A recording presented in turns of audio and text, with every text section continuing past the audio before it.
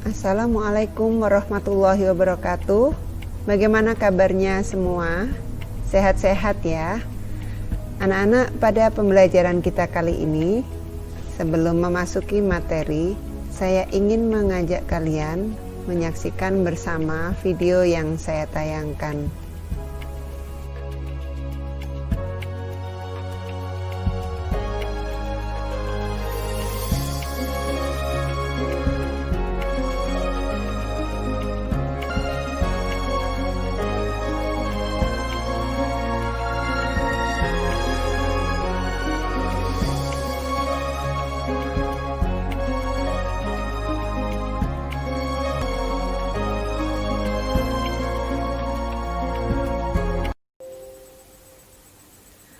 Anak-anak, setelah kita menyaksikan bersama video tadi, maka kita akan masuk pada materi pembelajaran kita hari ini.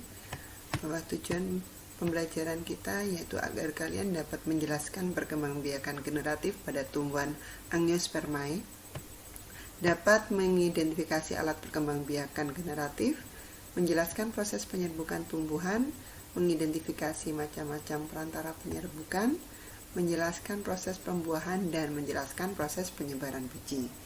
Manfaat setelah mengikuti pembelajaran ini diharapkan kalian dapat menerapkan upaya perbanyakan pada tumbuhan bergantung jenisnya sehingga menjadi bagian dalam upaya pelestarian keragaman hayati. Nah, kalian perhatikan bagian di layar ya, bahwa reproduksi dibagi menjadi dua, yaitu reproduksi generatif atau seksual dan reproduksi vegetatif atau aseksual. Di mana reproduksi vegetatif ini ada yang secara alami dan secara buatan. Nah, selanjutnya reproduksi tumbuhan secara generatif. Ciri-cirinya antara lain alat perkawinannya berupa bunga, kemudian dialami oleh tumbuhan berbiji, dilakukan melalui proses penyerbukan dan pembuahan, dan dikenal dengan perkembangbiakan secara kawin atau seksual. Nah, yang kalian lihat ini adalah bagian-bagian bunga secara umum. Nah, terutama ini ciri-ciri dari bunga lengkap di mana dia memiliki bagian mahkota, kepala sari, benang sari, kepala putik, tangkai putik, kelopak, bakal biji, dasar bunga hingga tangkai bunga. Nah, kita fokus ke bahwa bagian bunga yang berperan dalam reproduksi generatif yaitu ada alat kelamin jantan pada benang sari dan alat kelamin betina pada putiknya. Nah, ini macam-macam bunganya. Ada bunga lengkap, bunga tidak lengkap, bunga sempurna, dan bunga tidak sempurna. Bahwa istilah bunga sempurna itu disebut pada bunga yang memiliki putik dan benang sari. Itu yang harus dipahami. Nah, untuk bunga lengkap, contohnya bunga sepatu dan bunga bakung. Ini banyak terdapat di sekitar kita ya. Dan bunga tidak lengkap ada pada bunga kelapa dan bunga kamboja. Perlu diingat bahwa bunga tidak lengkap artinya ada satu bagian yang tidak dimiliki bunga tersebut. Entah itu mahkotanya, entah itu benang sarinya, atau entah itu tangkainya seperti pada bunga kelapa ini. Kemudian yang bunga sempurna, contohnya di sini pada bunga matahari dan bunga mawar. Satu bunga memiliki dua alat kelamin. Ya. Kemudian bunga tidak sempurna pada bunga salak jantan dan bunga salak betina. Nah, untuk proses penyerbukan di mana peristiwa jatuhnya serbuk sari atau alat kelamin jantan ke kepala putik dibagi menjadi penyerbukan berdasarkan asal serbuk sarinya dan penyerbukan berdasarkan faktor perantaranya. Untuk asal serbuk sari bisa dari penyerbukan sendiri atau autogami, penyerbukan tetangga, penyerbukan silam, dan penyerbukan bastar.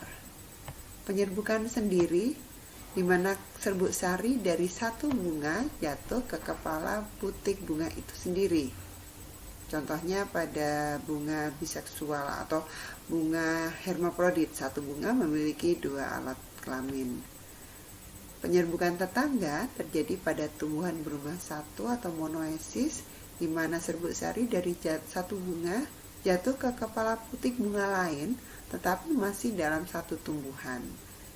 Dan penyerbukan silang atau alugami, serbuk sarinya dari satu bunga jatuh ke kepala putik bunga lain yang tidak satu tumbuhan, tetapi masih satu jenis. Nah, yang ini penyerbukan bastar atau hibridogami. Serbuk sari dari satu bunga jatuh ke kepala putik bunga lain, namun varietasnya berbeda. Pada umumnya untuk jenis penyerbukan ini dilakukan manusia untuk memperoleh varietas tanaman yang baru. Nah, selanjutnya kita lihat faktor perantara pada proses penyerbukan. Bisa dibantu oleh air, angin, manusia, dan hewan. Nah, untuk penyerbukan dengan bantuan angin atau anemogami, contohnya pada tumbuhan rumput. Tumbuhan rumput itu tidak mempunyai kelenjar madu, bunganya berukuran kecil, serbuk sarinya sangat banyak, ringan, sehingga mudah diterbangkan angin. Sementara itu kepala putiknya menyulur keluar, sehingga mudah menangkap serbuk sari yang berterbangan. Dan hidrogami, penyerbukan dengan bantuan air, terjadi jika tubuh tanaman terendam dalam air, seperti pada bunga teratai dan tanaman eceng gondok.